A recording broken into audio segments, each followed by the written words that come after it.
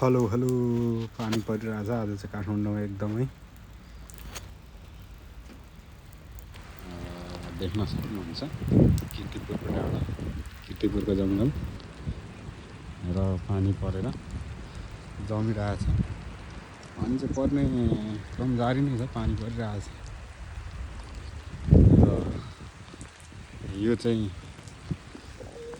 पानी परिरहेको छ। यो चाहिँ म बस्ने ठाउँ र यतापट्टि हिजोसम्म चाहिँ हिजो के भन्नु अघिसम्म चाहिँ एकदमै धुलो उडिरहेको थियो। अहिले चाहिँ पानी परेर कस्तो राम्रो भएको छ सबै।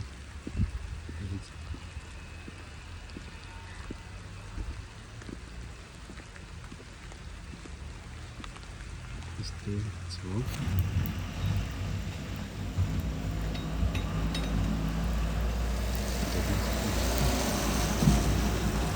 यहाँ चाहिँ मेरो एकजना साथी छ, पानी पर्दा पनि बाहिरै सुतिरहेको छ क्या। यस्तो पानी परिरहेको छ पनि बाहिर सुतिरहेको छ। यहाँ पर बुद्धको मूर्ति देख्न सक्नुहुन्छ।